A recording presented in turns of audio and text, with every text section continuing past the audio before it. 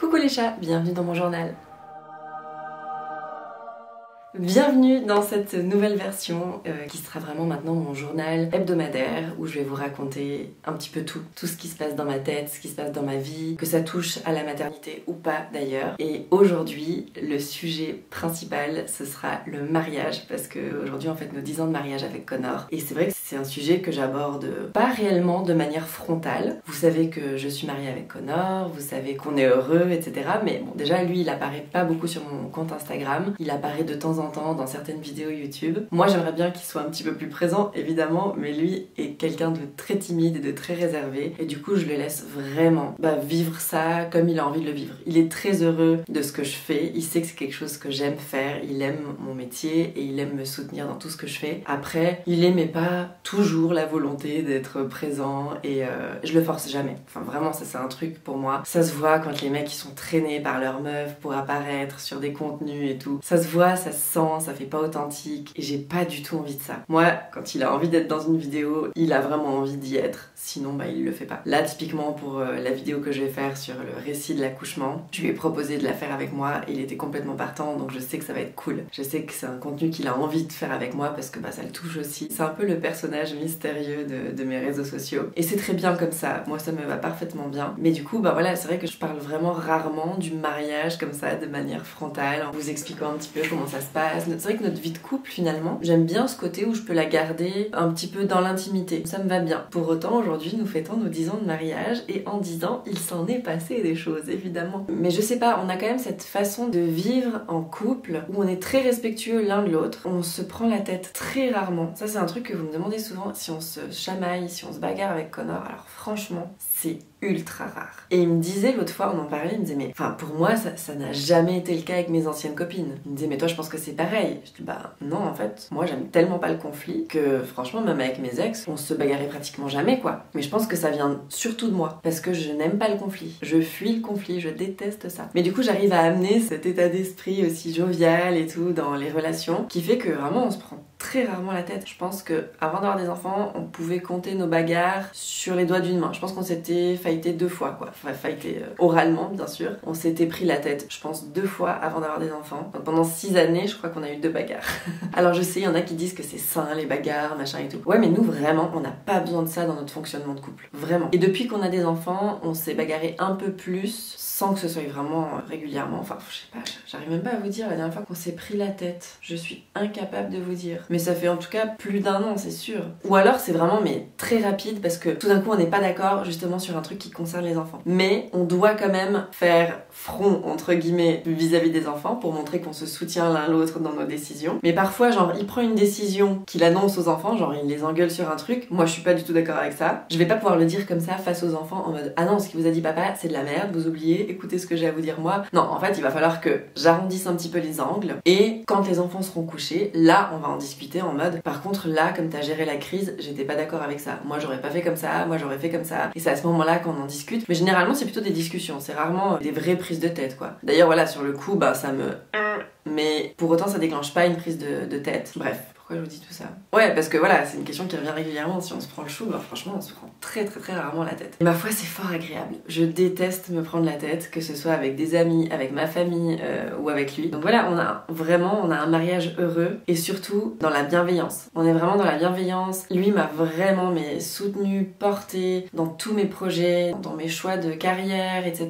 Avant ça je bossais vraiment dans une agence, j'étais en agence de com, donc voilà je faisais des horaires de bureau. J'adorais bosser en agence de com, c'était super stimulant, j'avais des super collègues, enfin c'était vraiment génial. Et à un moment donné, j'ai eu cette opportunité de partir bosser à la télé. J'ai dû passer un casting et j'ai été prise. Et là, il a fallu que je me décide en fait. Est-ce que je reste dans une agence où j'ai un salaire fixe, où c'est sûr, etc. Enfin voilà. Ou est-ce que je vais vers l'inconnu et je vais faire cette émission de télé et voilà. Et du coup, c'est lui qui m'a vraiment sorti de ma zone de confort parce que moi-même, je pense que j'aurais dit non, je vais rester dans l'agence parce que c'est plus sûr. Parce que je suis quelqu'un qui aime ce qui est cadré, j'aime que ce soit safe, j'aime pas trop les prises de risques, etc. Mais c'est lui qui m'a dit vas-y, c'est ce que tu dois faire, c'est ce que tu as envie de faire depuis toujours, fais-le. Et alors la paye n'était pas du tout la même, hein, je retombais de 10 étages, mais je l'ai fait. Et heureusement que je l'ai fait parce que du coup ça a débouché très vite sur la radio. Après ça, j'ai bossé 6 ans en radio, j'ai très vite travaillé dans la tranche la plus importante, je faisais la matinale. J'ai fait 6 ans de matinale de radio.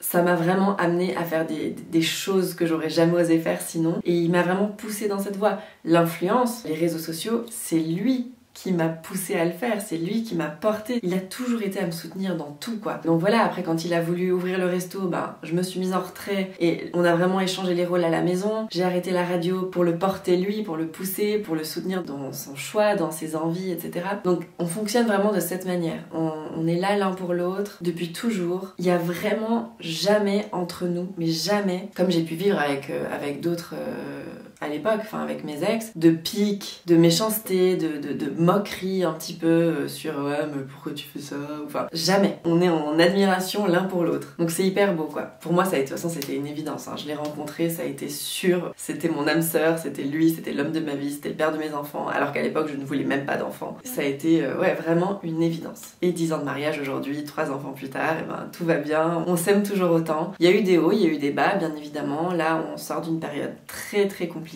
dont je ne vous ai absolument pas parlé, mais parce que voilà, comme je vous ai dit, c'est des choses que je garde aussi beaucoup pour moi. Faut pas oublier que les réseaux sociaux, on vous montre ce qu'on veut vous montrer. Alors moi, tout ce que je vous montre, c'est authentique, mais je ne vous montre pas tout. Ce qui nous concerne, Connor et moi, la santé, ce qui concerne notre entourage, la famille. Vous savez des petites choses, mais vous savez pas tout, et j'ai envie que ça reste comme ça. C'est normal, c'est mon intimité, c'est ma vie, et je partage pas tout. Je partage déjà beaucoup, mais voilà, là on est en train de sortir d'une période qui a été extrêmement difficile, qui a duré une bonne année et demie, et on en sort tout juste, hein. On commence à peine à en sortir, donc ça prend du temps, ça prend beaucoup de temps, mais enfin là on est sur la pente ascendante et puis je vois gentiment le bout du tunnel, donc c'est cool, c'est hyper cool. Mais voilà, on est restés soudés pour autant tout le long. Dans cette épreuve, on est vraiment restés soudés, et en plus de ça, on a eu Charlize, et c'est vraiment aussi Charlize qui nous tire vers le haut maintenant, qui nous a amené tant d'amour, tant de bonheur, qui a ressoudé tout ça. Donc voilà, pour vous en dire un petit peu plus sur mon couple et sur comment ça se passe entre nous avec Connor. Je vous disais que j'aime pas être en conflit. C'est vrai que c'est un truc pour moi qui est très compliqué. Je me suis posé la question, je me suis dit est-ce que ça vient de mon enfance ou quoi, mais pourtant j'ai pas vécu dans le conflit. J'ai pas vécu des bagarres, mes parents se bagarraient pas. Par contre, c'est vrai que voilà, ils avaient des problèmes de communication bien sûr, et ils avaient pas tout à fait la même vie en fait, mes parents. Moi j'étais là en spectatrice, donc c'était pas toujours évident, mais je sais pas ce qui fait que j'aime pas le conflit aujourd'hui. Quoi qu'il en soit, dans toutes les situations où il y a un conflit, je suis toujours celle qui essaye d'arrondir les angles et de faire un petit peu la médiatrice, et je suis vraiment la Suisse quoi, je suis vraiment la Suisse de service. C'est ma personnalité, puis c'est comme ça, hein, on me changera pas, je suis comme ça, j'aime pas hausser la voix, Quand il faut, je le fais, mais c'est rare. Vous me demandez souvent si ça m'arrive de crier sur les enfants. Oui, ça m'arrive, bien sûr, je suis humaine et franchement il y a des fois où too much is too much et ça sort tout seul et je crie, bien sûr que ça m'arrive, oui. Déjà c'est rare, ça dure jamais longtemps et je le regrette immédiatement. C'est un truc vraiment, j'ai du mal à l'accepter quoi, j'arrive pas à crier sur mes enfants et je supporte pas que Connor crie sur les enfants. Ça c'est un truc qui me... Là, je peux vraiment me tendre et devenir hargneuse, quoi. Et en parlant du conflit, dans ma famille aussi, c'est un truc que j'ai du mal à vivre. Et dans toutes les familles, j'ai l'impression qu'il y a des conflits. Forcément, à un moment donné, quand on est petit, c'est marrant, on a cette image de la famille parfaite, on a l'impression que toute notre famille est parfaite. Moi, je me souviens quand on était petite, avec mes cousines, on se disait quand on serait grande, on habiterait tout ensemble. On était tout le temps ensemble, les cousins, les cousines, les tontons, les tatas, vraiment, on était tout le temps ensemble. Et je me disais, c'est cool, ils s'entendent tous bien et tout, alors qu'en fait il y avait des monstres conflits entre nos parents, entre frères et sœurs et belles-sœurs, et je sais qu'il y avait pas mal de soucis, et je le sais maintenant que je suis une adulte, mais enfant on voit pas du tout tout ça, mais pas du tout. Bref, tout ça pour dire que dans la vie, le conflit, je n'aime pas ça. J'ai d'autres conflits à gérer, dans ma famille par exemple, des choses dont je ne parle pas non plus parce que ça reste mon jardin secret, mais voilà, c'est des choses que j'ai vraiment du mal à accepter et puis qui me rendent vraiment triste et malheureuse. J'arrive même pas à être fâchée par rapport à ça en fait. Enfin si, j'ai l'impression que je suis fâchée, mais en vrai je suis triste. En vrai je suis juste triste, parce que le conflit c'est un truc que je supporte pas. Bref, tout ça pour vous dire que j'ai vraiment de la chance dans mon couple et je me sens énormément chanceuse. Malgré tous les petits conflits minimes qu'on peut avoir. Évidemment, je n'aime pas qu'il laisse traîner ses affaires à côté de la panière, son linge sur sa porte d'armoire, ça m'agace au plus haut point. Le fait qu'il laisse traîner des trucs vides un peu partout plutôt que de les jeter, ça m'énerve. Genre là, je suis dans la chambre de Charlize parce qu'elle est en train de dormir dans notre chambre. Moi, je sais que quand je suis là, typiquement, je fais en sorte que j'ai un petit panier où il y a des Pampers, il y a un petit panier où il y a les trucs de protection que je mets dans son panier de change. J'ai des petits paniers avec plein de trucs et je suis tout le temps en train de les ravitailler pour qu'il y ait tout le temps ce qu'il faut quand on arrive sur la place de change, qu'il y ait tout ce qu'il faut à disposition. Tu peux être sûr, tu peux être certaine que si c'est Connor qui a changé Charlize le dernier, il va manquer un truc. Si moi j'arrive après lui, soit il y aura plus de Pampers dans le petit panier à Pampers, il aura pas revitaillé le truc, soit il y a plus de lingettes et il a pas été chercher un autre paquet, soit il y a plus de sac poubelle dans la poubelle, il en a pas remis un, soit la protection du petit matelas,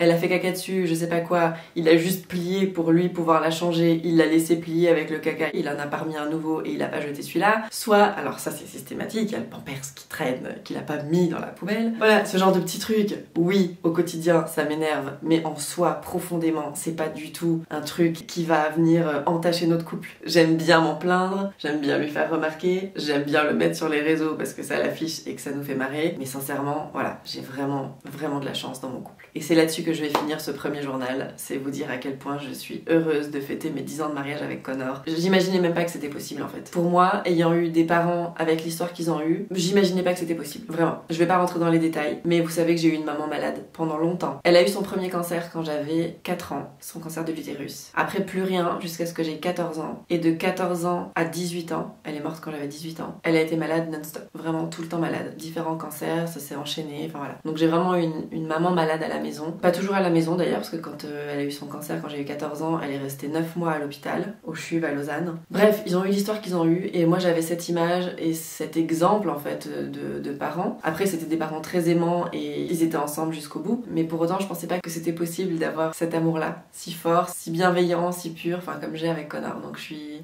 hyper reconnaissante. Donc voilà, premier chapitre de ce journal. J'espère que ça vous a plu. J'essaie de m'ouvrir un petit peu plus et de parler de différents sujets. Donc n'hésitez pas, si vous avez des idées de choses que vous voulez que j'aborde, vous pouvez me les mettre en commentaire. Dites-moi ce que vous avez pensé de ce premier chapitre, si ça vous a plu, si ça vous intéresse aussi. Je vous souhaite une très belle journée et à la semaine prochaine pour un nouveau journal. Bye!